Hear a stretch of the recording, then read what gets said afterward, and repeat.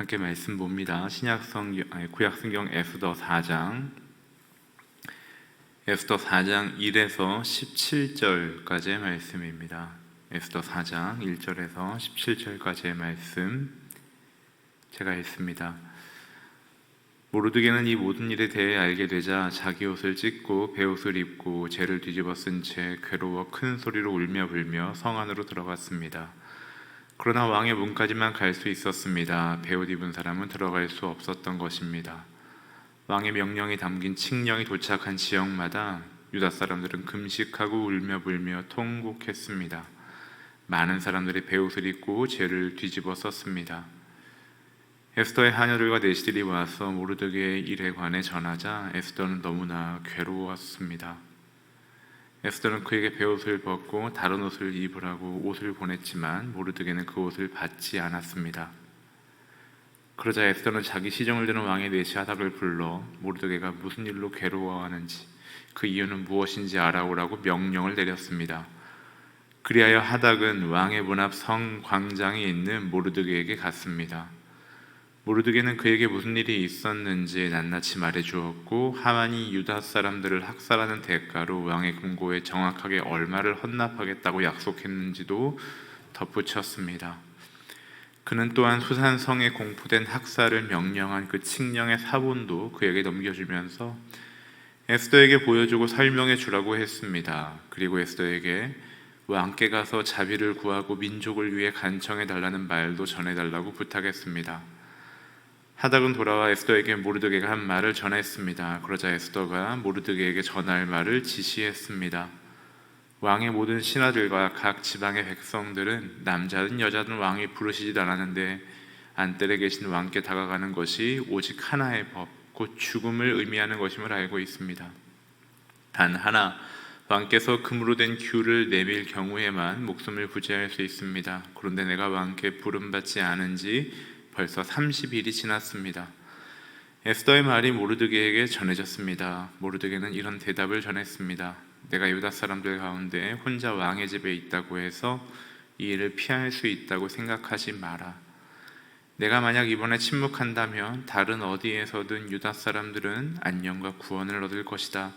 그러나 너와 내 아버지의 집안은 망할 것이다. 하지만 내가 이때를 위해 왕비의 자리에 오르게 됐는지 누가 알겠느냐? 그러자 에스더는 모르드게에게 이런 대답을 보냈습니다.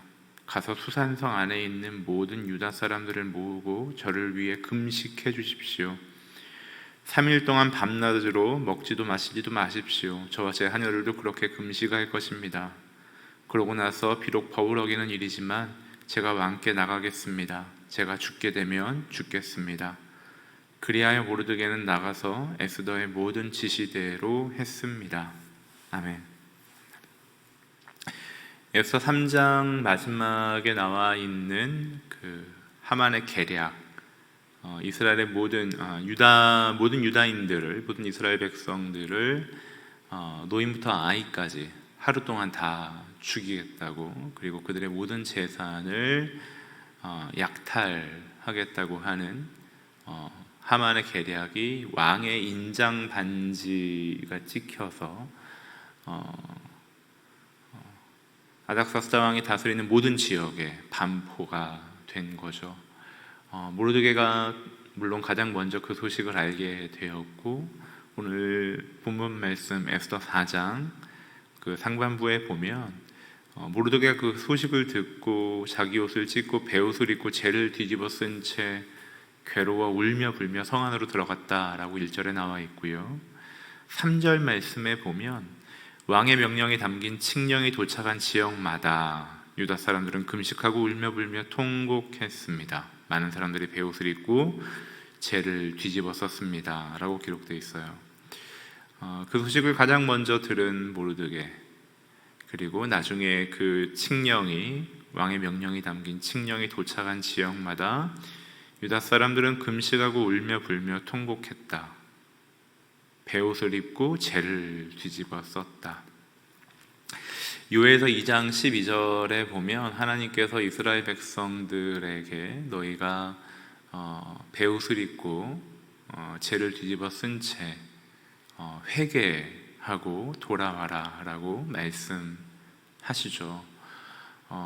그들이 자기 옷을 찢고 베옷을 입고 재를 뒤집어 쓴 채 통곡한다라는 건 극심한 고통의 표현이고 또 하나님 앞에 돌이키겠다는 회개의 표현이기도 합니다. 오늘 본문 말씀 에스더 4장 상반부에 바로 그 모습이 기록되어 있는 거예요. 왕의 인장이 찍힌 칙령, 즉 이제는 그 명령을 바꿀 재간이 없는, 약 11달 후면 모든 유다 백성은 하루아침에 진멸당하게 되고 그들이 생명을 부지할 방법이 없는 상황이 되었다라는 걸 인지하자 그들은 소식을 듣고 바로 금식하고 울며 불며 통곡했다라고 기록해요. 그런데 저는 이 말씀을 보면서 구약의 수많은 예언서 말씀이 생각이 났어요. 어느 예언자의 말에 이스라엘 백성들이 이런 반응을 보였나요? 그들의 민족이 범죄로 하나님 앞에 심판받게 되고 그들이 망할 것이다. 너희가 포로로 끌려갈 것이다. 하나님 앞에 회개해라. 너희에게 회개할 기회가 남아있다. 라는 그 예언자들의 애끓는 그 호소 앞에 이스라엘 백성들이 언제 이렇게 반응했었나요? 예레미야의 그 눈물 섞인 눈물로 호소하는 그 예언 앞에 이스라엘 백성들이 베옷을 입고 재를 뒤집어 쓴 채 회개했었나요? 아니면 우리가 대예언자라고 하는 이사야의 그 예언 앞에 하나님 앞에 돌이키고 회개해라. 너희가 하나님의 심판을 받을 것이다. 라는 것 앞에 이스라엘 백성들이 이렇게 회개했었나요? 정말 찾아보기 드물게 구약성경 요나서에 보면 요나서 3장에 니느웨 성 사람들이 이방인들이 그렇게 회개했다는 기록이 있지만 사실 요나서 같은 경우에는 그 요나서의 배경, 시대 이런 것들이 정확하게 기록되지 않은 어쩌면 그 시대의 이스라엘 백성들에 대한 역설적인 고발로 쓰여진 것처럼 보이는 성경이죠. 그러니까 이스라엘 백성들은 예언자들의 이런 경고에 하나님 앞에 회개하라는 경고에 이렇게 반응한 적이 사실 없었어요. 그런데 오늘 그 소식을 듣자마자 모든 유다 사람들이 금식하고 울며 불며 통곡했다라고 기록되어 있어요. 예언자의 예언, 돌이키고 회개하라는 말씀이 아니었고요. 채 1년이 지나지 않아 약 11달 후에 모든 어린아이부터 노인까지 하루아침에 왕의 명령으로 당시 큰 제국이었던 강한 제국이었던 페르시아 왕의 명령으로 너희가 진멸당할 거다 라는 소식을 듣자 그들은 누가 시키지도 않았는데 금식하고 울며 불며 통곡하는 모습을 보여요. 어찌 보면 당연한 반응이기는 해요. 육신을 입고 살아가는 우리 인간들이 죽음 앞에 얼마나 두려워하는지, 그리고 그 죽음이 어떤 자연사나 흔히 우리가 주변에 경험하는 병사가 아니라 칼과 창으로, 폭력으로 하루아침에 나의 사랑하는 가족과 나의 동포들이 하루아침에 모두 죽게 된다는 소식, 이건 말로 표현할 수 없는 비극이죠. 그러나 우리가 이 모습을 보면서 비단 그 당시의 유다 백성들뿐만 아니라 지금 이 시대를 살아가는 우리까지의 모습을 포함해서 모든 인간들이 가지고 있는 부지와 그리고 감각 없음을 보게 된다고 저는 생각해요. 하나님께서는 어미하신 분이세요. 하나님 거룩하신 분이세요. 하나님의 생각은 우리의 생각과 다르고 우리의 가장 지혜로운 것이 하나님의 가장 미련한 것보다 더 미련하다라고 성경은 이야기해요. 하나님께서는 완전하신 분이세요. 하나님께서는 빛이세요. 하나님은 회전하는 그림자가 없으신 분이세요. 하나님은 우리를 사랑하시지만 하나님은 공의로우셔서 우리의 죄악을 그냥 지나치실 수 없는 분이세요. 성경의 기록대로 한 번 죽는 것은 사람에게 정해진 일이고 그 후에는 반드시 심판이 있을 거예요. 그 심판의 기준은 예수 그리스도의 복음을 통과하지 않으면 하나님의 그 엄위하신 기준대로, 하나님의 그 거룩하심대로 그 누구도 예외 없이 하나님의 그 온전한 심판 앞에 서게 될 거예요. 그 심판이 인류의 모든 시대 속에 우리 모두에게 이미 선포되어 있는 하나님의 말씀이에요. 그리고 그 말씀은 구약시대 예언자들과 또 왕들과 일부 사사들과 신약의 사도들, 또 교부들, 또 교회 시대에 들어와서는 목사, 사제들을 통해서 계속해서 하나님 앞에 회개하고 돌이켜야 한다. 그렇지 않으면 우리의 육체뿐 아니라 우리의 영혼이 영원히 심판받을 것이다 라는 것이 성경의 분명한 메시지예요. 그런데 세상 사람들은 그렇다 쳐도, 하나님을 잘 알지 못하는 세상 사람들은 그렇다 쳐도 저를 포함한 교회 안에 속해 있는 많은 우리의 형제 자매들이, 우리 지체들이 실상 이미 이 땅 가운데 다 선포되어 있는 아닥사스다 왕 수준의, 생겼다가 곧 사라지고 망해버리는 인류 역사상의 모든 제국의 왕의 권위 안에서 너희가 하루아침에 진멸당할 것이다 라는 소문 앞에서도, 그 사실 앞에서도 그들은 금식하고 울며불며 베옷을 입고 죄를 뒤집어 쓰고 그 애통을 표현하는데, 어쩌면 우리가 우리의 일상 속에서 하나님 앞에 제대로 분별하지 못하고, 혹은 때로는 우리가 반복해서 그 어둠 안에 거하고 죄 안에 거하면서도 우리는 하나님의 말씀이 매주 매일 선포되고 있는 현실을 살아가면서도, 그 말씀을 듣고 묵상하고 배우고 읽고 생각하면서도 우리의 죄 앞에서, 영원한 심판 앞에 설 수밖에 없는 우리의 죄 앞에서 우리는 금식하지 않아요. 우리는 울고 불지 않아요. 우리는 통곡하지 않고, 우리는 베옷을 입지 않고 죄를 뒤집어 쓰지 않아요. 무엇 때문일까요? 이들은 왕의 명령이 담긴 칙령이 도착하자마자 그 소식을 듣고 그게 어떤 상황인지 파악했던 거예요. 우리의 생명이 끊기겠구나, 우리가 죽겠구나라는 걸 알게 된 거예요. 그러자 그들은 반응할 수밖에 없었어요. 그런데 어쩌면 우리는 우리의 죄가 무엇인지, 우리의 죄가 얼마나 무서운 것인지, 우리의 불순종이, 우리의 무지가, 우리의 교만이 비단 우리의 이 껍데기, 이 육체뿐 아니라 우리의 속사람을, 우리의 영혼을 얼마나 무너뜨리고 오염시키고 있는지, 우리를 얼마나 망가뜨리고 있는지, 마치 눈먼 소경처럼 앞길 뒷길을 분간하지 못하고 여기저기 부딪히며 우리의 영혼을 상하게 하고 있는지를 알지 못해 미처 슬퍼하지도 못하는 그러한 현실을 살아가고 있는 게 아닌가 싶은 생각이 들어요. 두려운 일이에요. 무서운 일이에요.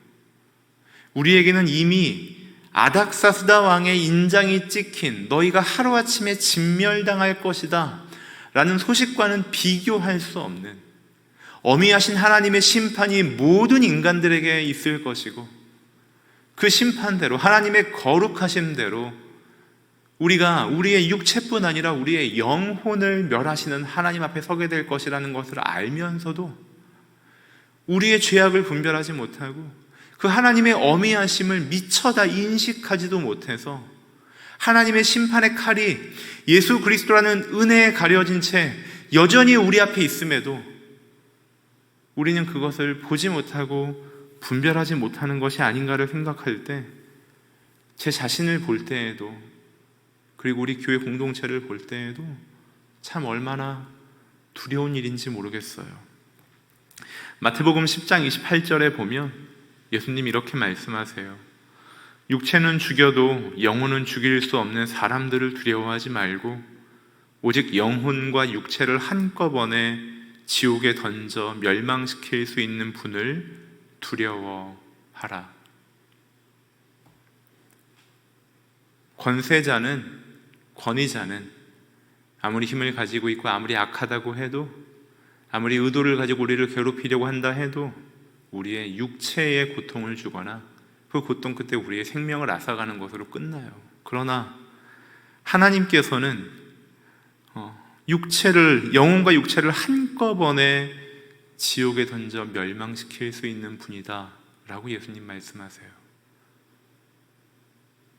우리가 이 땅을 살아가면서 두려운 일들이 많아요. 우리 앞에 암담한 일들이 많아요. 어떻게 해야 할지 막연한 일들이 얼마나 많은지 모르겠어요. 그래서 우리는 신앙을 가지고 살아가지만 세상을 두려워할 때가 많고요, 또 우리 주변에 힘 있어 보이는 사람들을 조심하고 그들의 눈치를 보고 그들을 두려워할 때가 있어요. 그러나 우리가 정작 두려워할 대상은 육체와 함께 우리의 영혼을 멸망시킬 수 있는 유일한 심판자이신 하나님이세요. 오늘 우리가 우리의 모습을 정직하게 하나님을 경외하는 마음으로, 어제 담임 목사님 말씀하셨던 것처럼 하나님을 두려워하는 그 경외하는 마음으로 우리가 우리의 모습을 돌아보았으면 좋겠어요. 아닥사스다 왕의 인장이 찍힌 너희가 하루아침에 진멸당할 것이다 라는 그 소식이 아니라, 너희가 회개하지 않으면, 그리스도 안에 예수를 주로 고백하고 주로 고백하는 자다운 삶으로 살지 않으면 너희가 어미하신 하나님의 심판 앞에 반드시 설 것이다 라는 그 말씀이 오늘 우리의 영혼을 울린다면, 오늘 우리의 삶은, 우리의 반응은 달라질 수밖에 없을 거예요. 아마 우리 중 상당수의 사람들이 금식하게 될 거예요. 우리가 하나님 앞에 울며 불며, 하나님 우리를 불쌍히 여겨주십시오, 하나님 우리의 무지와 우리의 악함을, 우리의 분별하지 못함을, 우리가 여전히 죄 속에 뒹굴고 있으면서도 하루에 수십 번 수백 번씩 그저 웃으며 지나갈 수 있는 우리의 이 분별하지 못함을, 어리석음을, 우리의 악함을 주님 불쌍히 여겨주십시오 라고 우리가 베옷을 입고 죄를 뒤집어 쓰고 금식하며 울며 기도할 수밖에 없을 거예요. 우리가 돌이켜야 해요. 우리가 하나님의 그 어미하신 심판이 있다는 것을 기억하셔야 해요. 이 당시에 유다 백성들이 그 왕의 칙령을 보고 그 소식을 듣고 그들이 반응했던 것처럼 오늘 우리가 하나님의 성경 안에서 하나님이 우리의 아버지 되시지, 하나님이 우리의 도움이시지, 하나님이 우리의 힘 되시지, 하나님 우리의 위로이시지 뿐 아니라 하나님의 공의를, 하나님의 정의를, 하나님의 거룩하심을, 죄를 지나치실 수 없는 거룩하신 하나님이심을 우리가 기억했으면 좋겠어요. 그분께서 독생자 예수 그리스도를 이 땅에 보내시고 그 예수 그리스도의 생명을 통해 우리에게 기대하시는 바, 우리가 어떤 수준의 거룩함을 살기를 원하시는지를 우리가 두렵고 떨리는 마음으로 오늘 하루를 돌아보았으면 좋겠어요. 그리고 오늘 하루를 시작하기 전에 우리가 잠잠히 하나님 앞에 기도하면서, 하나님, 나의 일상적인 선택, 나의 일상적인 습관, 나의 말, 나의 행동, 나의 생각, 그 속에서 하나님이 나를 있는 그대로의 모습으로 보신다면 내가 두려워 떨며 멈추고 돌이킬 수밖에 없는 것들이 있지 않습니까? 하나님, 내가 그 삶의 자리를, 하나님 원치 않으시는 삶의 자리를 떠나게 해주십시오. 내가 금식하면서라도, 내가 죄를 뒤집어 쓰고 베옷을 입고서라도 하나님 앞에 돌이키게 해주십시오 라고 기도하고, 이때 유다 백성들이 누구의 강요도 없이 그 수많은 사람들이 스스로 하나님 앞에 반응했듯이 오늘 우리에게 하나님을 향한 돌이킴이 구체적인 반응으로, 삶의 모습으로 나타날 수 있기를 바랍니다. 오늘 본문 말씀에 보면 에스더는 모르드게가 성 앞에 앉아서 그렇게 베옷을 입고 죄를 뒤집어 쓰고 있다는 소식을 듣고 왜 그렇게 하고 있는지를 시녀들을 통해 보게 합니다. 알아보게 합니다. 그리고 모르드게가 왜 그렇게 있었는지를 알게 되고, 모르드게가 에스더에게 왕에게 가서 너가 이스라엘 백성들을, 유다 백성들을 구원해라 라는 말을 듣자 에스더는 모르드게에게 이렇게 전하라고 그 내시 하닥에게 명령합니다.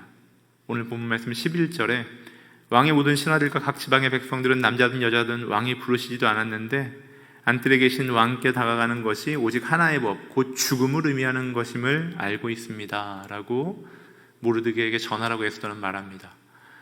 모르드게가 이것을 모르기 때문에, 이 왕실의 법규를 모르기 때문에 전하라고 하는 건 아닐 거예요.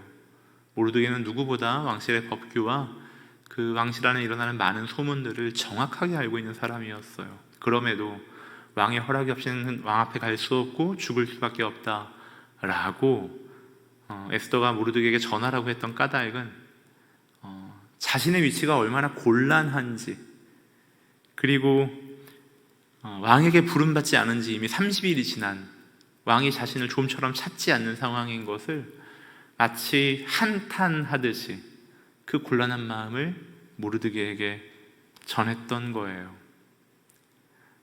모든 유다 백성들이 하루아침에 죽게 된다라는 소식을 듣고도 에스더의 마음에서는 그 근심과 두려움이 더 앞서고 컸던 거죠. 그런 에스더의 말을 듣자 모르드게는 이렇게 말합니다. 13절 말씀에 내가 유다 사람들 가운데 혼자 왕의 집에 있다고 해서 이 일을 피할 수 있다고 생각하지 마라. 모든 유다 백성들이 죽어도 너는 왕후니까, 너는 왕비니까 너는 안전할 거라고 생각하지 말라라고 모르드게가 이야기해요. 고린도전서 12장 26, 27절에 만일 한 지체가 고통을 당하면 모든 지체가 함께 고통을 당하고 한 지체가 영광을 얻으면 모든 지체가 함께 기뻐합니다. 여러분은 그리스도의 몸이요 또한 그 몸의 지체입니다. 오늘의 교회 공동체도 마찬가지예요. 우리는 예수 그리스도를 머리로 삼은 한 몸으로, 지체로 묶여 있어요. 누군가 한 명이 기뻐하면 함께 기쁨으로 연결되고, 누군가 아파하면 함께 그 고통에 연결되는 거예요. 우리가 타인의 고통에 그렇게 쉽게 판단하고 정죄하는 까닭은 그 고통과 죄악이 저의 문제라고, 저 사람의 문제라고 생각하기 때문이에요. 그러나 우리가 정직하게 돌아본다면 우리 중에 나타나는 어떤 죄악의 모습은 사실 우리 안에 얼마든지 내재되어 있는, 우리 안에 얼마든지 내면화되어 있는 우리의 약함이에요. 우리의 죄악이에요. 우리의 어리석음이고 우리의 부끄러움이에요. 어떤 청년들의 철들지 않은 모습을 볼 때 우리가 쉽게 판단할 수 있을지 모르겠어요. 그러나 어른들도 기억해 보시면 아실 거예요. 우리의 20대가 그랬고요, 우리의 30대가 그랬어요. 그리고 나이를 먹고 그러한 빈도가 조금 줄어들었을지 모르겠지만 여전히 우리가 얼마나 자주 어리석음과 교만함과 악함으로 판단하고 행동하는지 몰라요. 우리는 서로 연결되어 있어요. 저 사람은 나랑 그렇게 친밀하지도 않고 그렇게 묶여있지도 않으니까 내가 저 사람까지 돌아보아야 하나? 교회 안에서 내가 저 사람까지 중보기도를 해야 하나? 아니요, 그렇지 않아요. 우리는 그리스도를 머리 삼아 한 몸으로 묶여있는 지체들인 거예요. 에스더가 왕후로 페르시아 왕궁에 살고 있지만 모든 유다 백성들의 죽음 앞에 결국 유다인인 에스더 역시도 안전할 수 없는 거예요. 그 죽음의 때가 좀 미루어질지는 모르겠지만 결국 에스더의 안전도 보장할 수 없는 거예요. 우리는 한 백성으로, 한 몸으로 묶여있는 사람들이에요. 오늘 우리 중에 아픈 사람이 있다면, 그리고 약한 사람이 있다면, 그리고 죄악이 드러난 사람이 있다면 바라기는 저와 여러분들 마음에 애통해하는, 또 긍휼히 여기는 마음이 있기를 바랍니다. 우리는 누군가를 판단할 자격이 없는 사람들입니다. 누군가의 죄악이 드러났다면 함께 아파해 주십시오.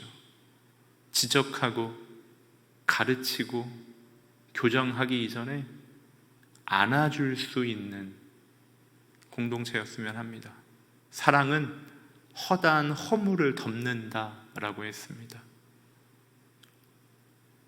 우리가 자녀들이 무언가를 잘못했을 때 작은 잘못 앞에서는 그것을 지적하고 혼내기도 하지만, 자녀가 정말 큰 잘못을 하고 그 잘못 때문에 두려워 떨고 있다면 우리가 그 자녀를 어떻게 대하겠습니까? 지적하고 혼내고 체벌하겠습니까? 그럴 부모는 없습니다. 자녀가 자기의 잘못 앞에 그 죄가 드러나서 어찌할 바를 모르고 두려워하고 고통스러워하고 있다면 우리는 그 자녀를 안아주게 됩니다. 왜요? 사랑은 허다한 허물을 덮는 겁니다.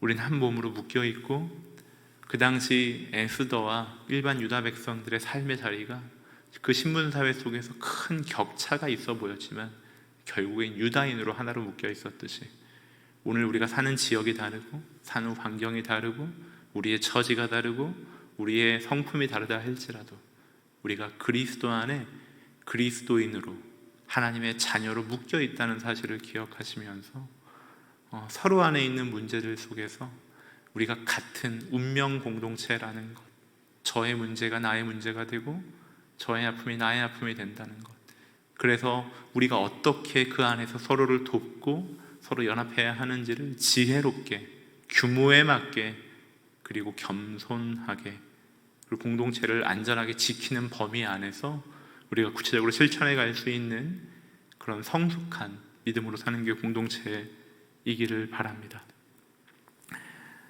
그러면서 모르드게는 14절에 이렇게 이야기합니다. 내가 만약 이번에 침묵한다면 다른 어디에서든 유다 사람들은 안녕과 구원을 얻을 것이다. 그러나 너와 내 아버지 집안은 망할 것이다. 하지만 내가 이때를 위해 왕비의 자리에 오르게 됐는지 누가 알겠느냐.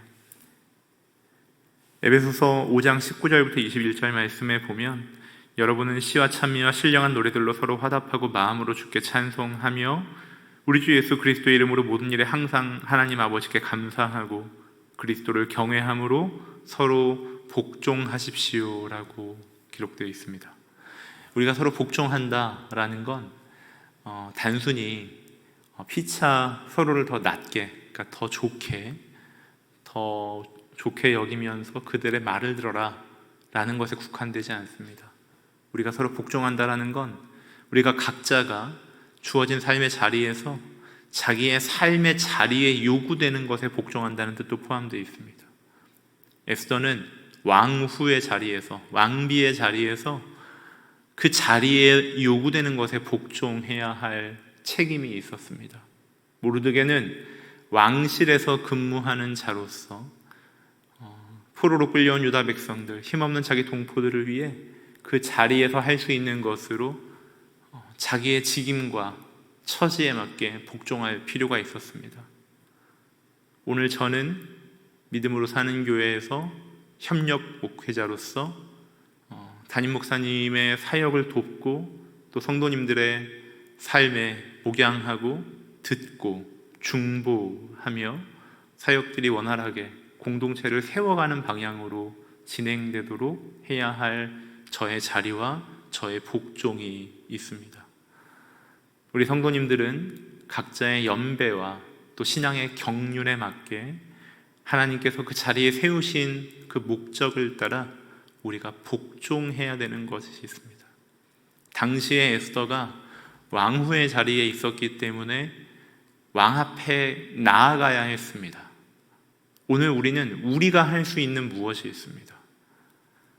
모르드게가 왕 앞에 나아가서 그것을 해야 한다는 것, 이 현실을 바꿀 만한 탄원을 해야 한다는 걸 알고 있었지만 모르드게가 할 수 없는 일이었습니다. 그건 에스더가 할 수 있는 일이었습니다.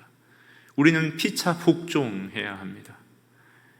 내 정황 속에, 내 상황 속에 내가 해야 하는 것들, 그것이 만만치 않고 종종 버거울지라도 하나님께서 우리를 심어 놓으신 자리가 나의 일상과 정황이라면 우리는 그 속에서 피차 복종해야 하는 거죠.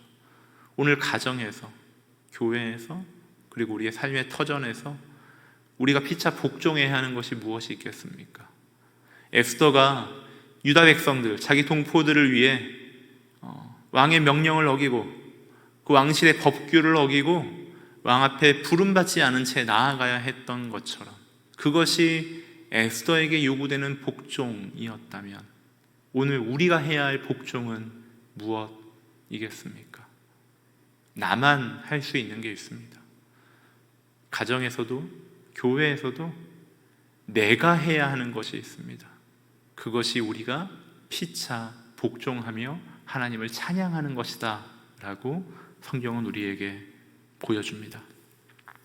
마지막으로 오늘 본문 말씀 16절 말씀에 보면, 가서 수산성 안에 있는 모든 유다 사람들을 모으고 저를 위해 금식해 주십시오. 3일 동안 밤낮으로 먹지도 마시지도 마십시오.